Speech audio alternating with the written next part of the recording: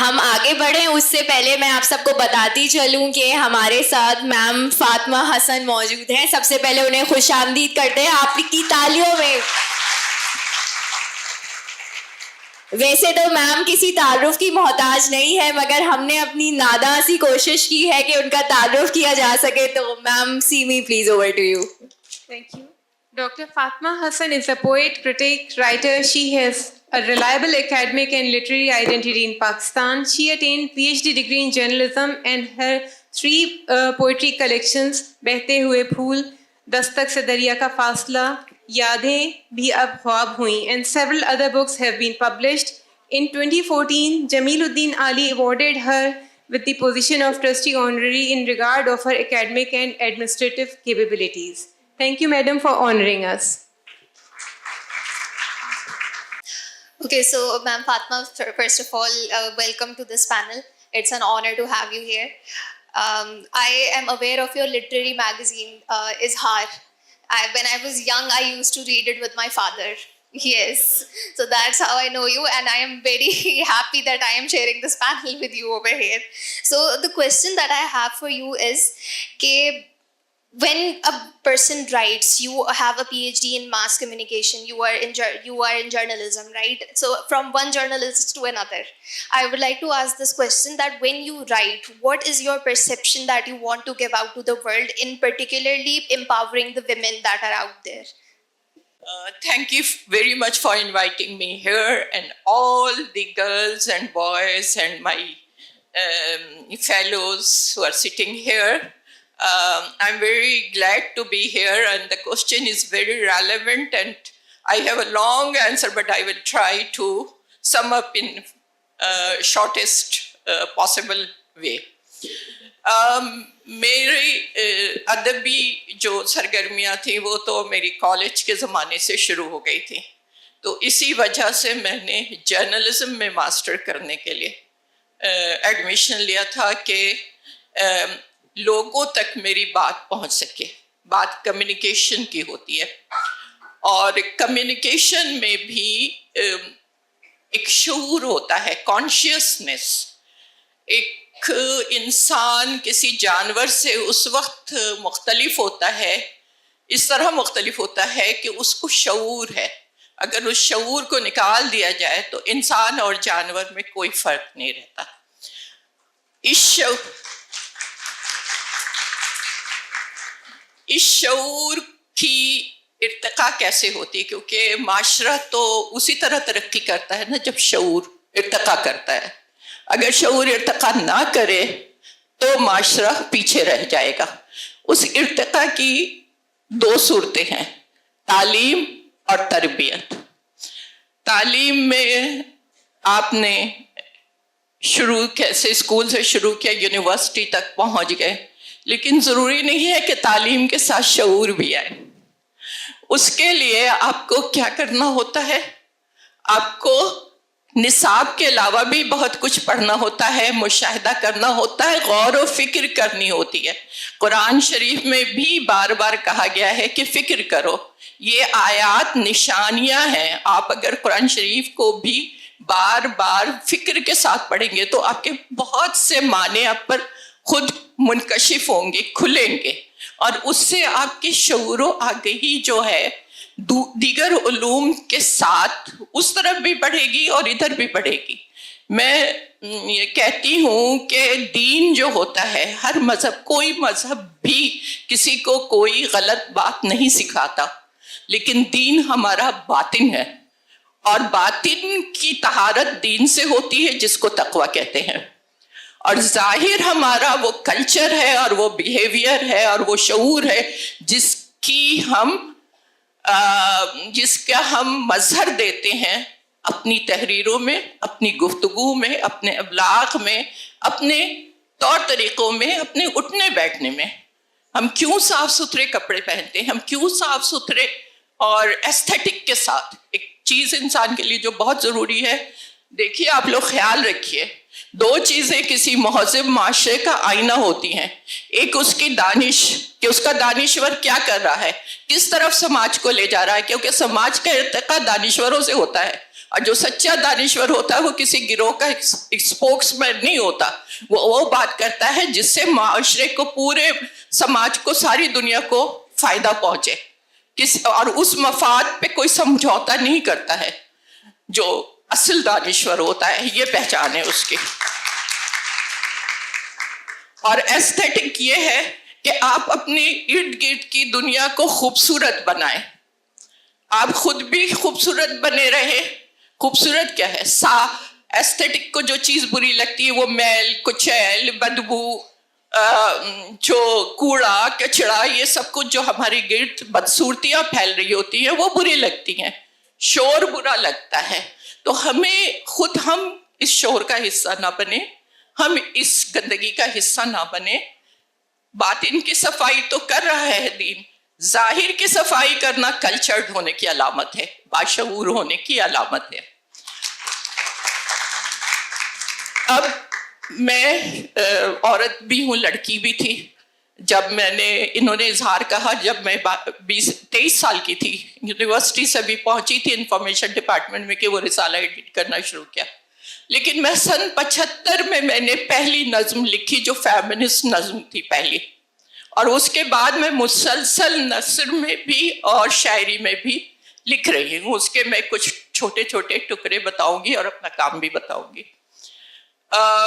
سن 75 میں آپ لوگ کو پتا ہے یو این او نے خواتین کا عالمی دن 8 مارچ کو ڈکلیئر کیا, اور اس سال پہلی مرتبہ عالمی سال خواتین کا منایا گیا پاکستان میں بھی. تو میں نے اس وقت ایک نظم لکھی تھی کہ میں ماں سے کہتی ہوں, اس وقت میں اسٹوڈنٹ تھی سی یونیورسٹی میں, میرا 74-75 سیشن تھا.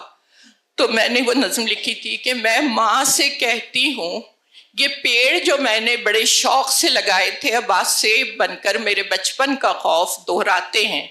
وہ ہنستی ہے اور کہتی ہے میری گود تمہارے لیے بہت چھوٹی ہے.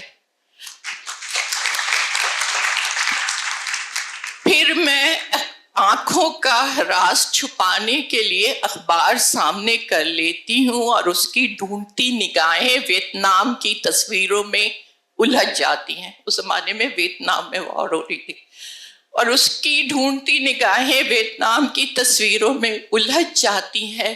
وہ دھیرے سے کہتی ہے جنگ سے اغوا تک کی خبروں میں کیا تم نے کوئی امن کا اشتہار بھی ڈھونڈا؟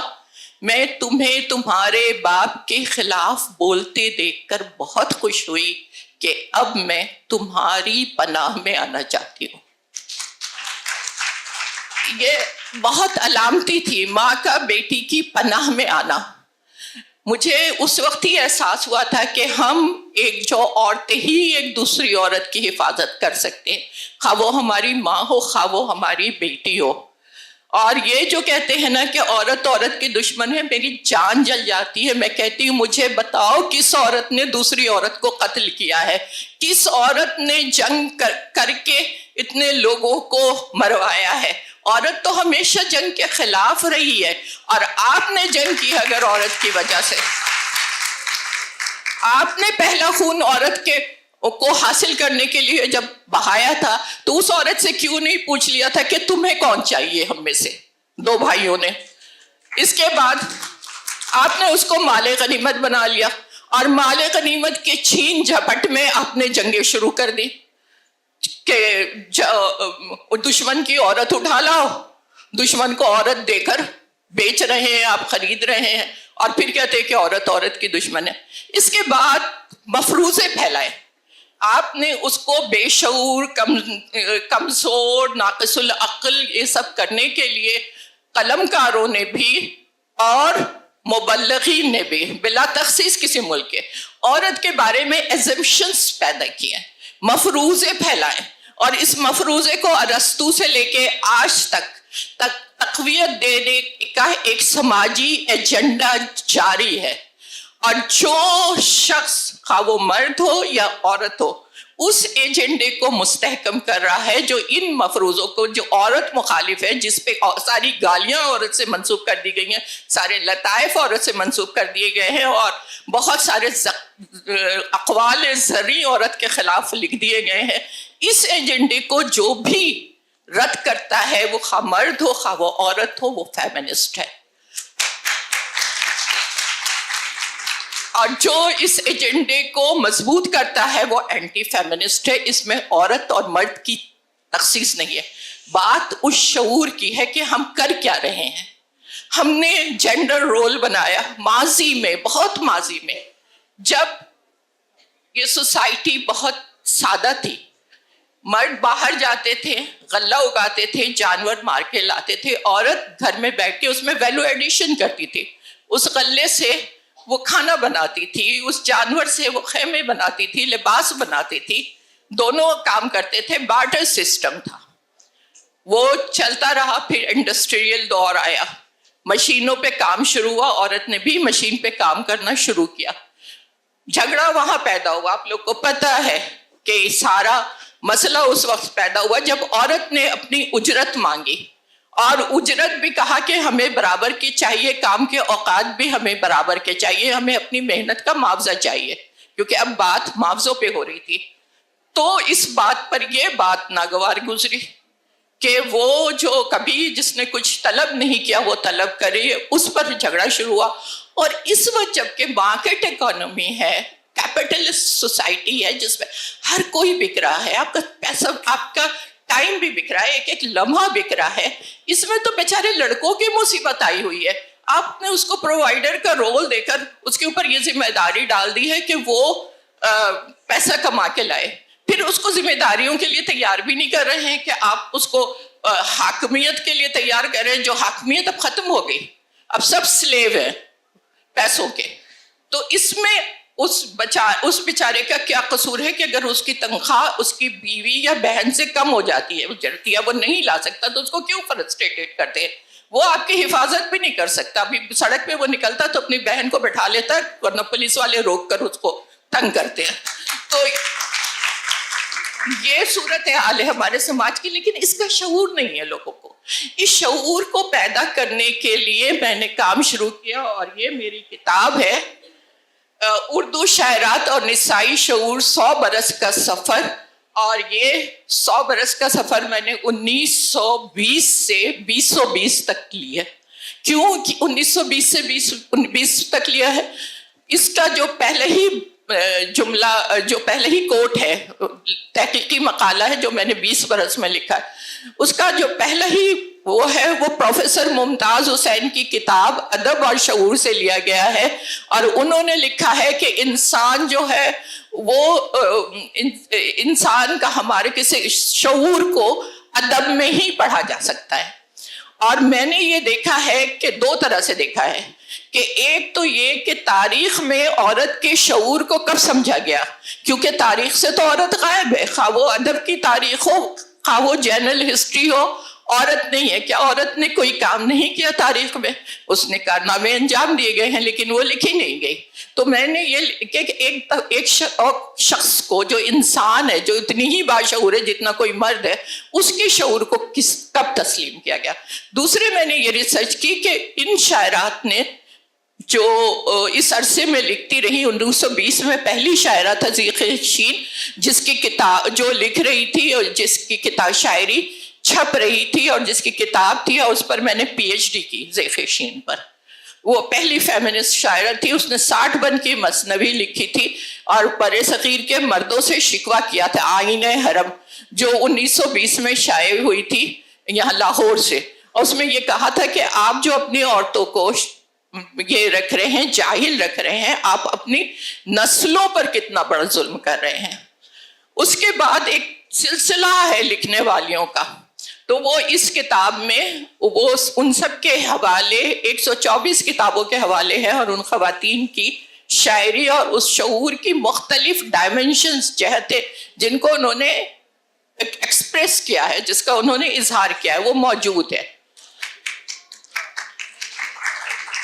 یہ تو میرا نثری کام ہے. اب میں بہت جلدی سے آپ کو، میرے پاس کچھ 5 منٹ ہے، تو بہت جلدی سے میں اپنا سفر بھی بتا دوں. ہمیں جو کہا جاتا تھا بچپن میں, آپ لوگوں کو بھی شاید کہا جاتا ہو کہ انگلی پکڑ کے چلو. یہ انگلی پکڑ کے چلانے کا عمل جو ہے یہ کوئی اتنا اچھا نہیں ہے. نگرانی ضرور ہونی چاہیے, لیکن انگلی پکڑ کے چلنے کا سفر جو ہے وہ رویہ ٹھیک نہیں ہے. تو میں نے ایک نظم لکھی, میری بیٹی انگلی چھوڑ کے چلنا سیکھ گئی. سنگے میل پہ ہنسوں کی پہچان سے آگے, آتے جاتے رستوں کے ہر نام سے آگے پڑھنا سیکھ گئی. سنگے میل مائل اسٹون پہ جو وہ لکھے ہوئے ہیں, فگرز لکھے ہوئے ہیں, میری بیٹی بہت چھوٹی عمر میں اسے پڑھنے لگی تھی. تو سنگے میل پہ ہنسوں کی پہچان سے آگے, آتے جاتے رستوں کے ہر نام سے آگے پڑھنا سیکھ گئی. جلتی بجھتی روشنیوں رنگوں کی ترتیب سفر کی سمتوں اور گاڑی میں الجھی راہوں پہ آگے بڑھنا سیکھ گئی. میری بیٹی انگلی چھوڑ کے چلنا سیکھ گئی. اس کے بعد میں آپ کو 2 غزلوں سے کچھ اشعار سنا کے اپنی بات ختم کروں گی. ایک تو یہ کہ جو تاریخ میں عورت نہیں ہے بھائی, کلچر کو اور تہذیب کو عورت نہیں بڑھایا ہے. اور یہ کل میرے ہاں میں آرٹس کونسل کی لائبریری کی چیف آرگنائزر ہوں, کراچی آرٹس کونسل کی, اور وہاں پہ سروت محی الدین آئے تھے اور وہ شاہ حسین پہ لیکچر دے رہے تھے.